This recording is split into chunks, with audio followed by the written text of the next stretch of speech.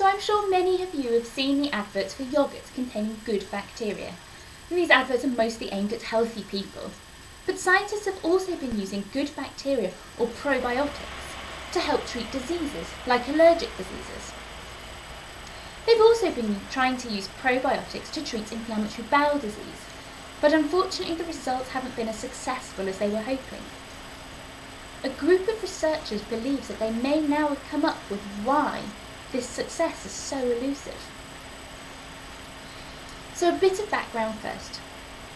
Your intestines, pretty much like a battleground, with good bacteria and bad bacteria competing both for space and for nutrients.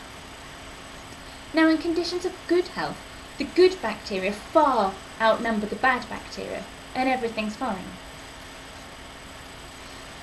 IBD, or inflammatory bowel disease, actually covers a whole host of diseases, which are all characterised by uncontrolled inflammation of the intestine. Now, inflammation that's out of control is bad for many reasons, but one of them is because it increases the amount of iron in your gut that's available to bacteria.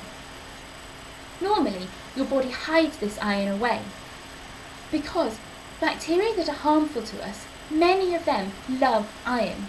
And in fact, if there's high levels, they grow faster.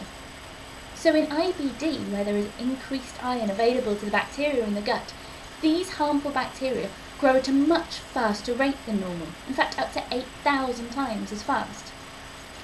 What the researchers I mentioned earlier wondered was if that's true of the bad bacteria, if they're basically getting lots and lots and lots of reinforcements, what about the good bacteria?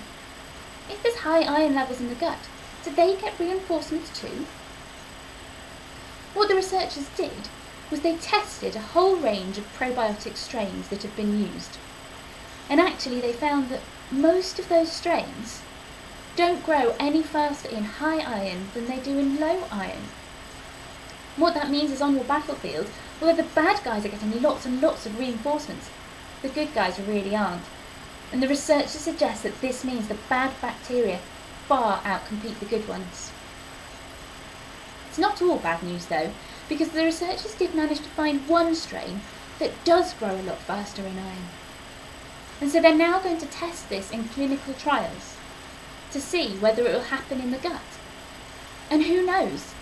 In the future, rather than yogurts with good bacteria for healthy people, maybe there'll be a yogurt that will treat inflammatory bowel disease.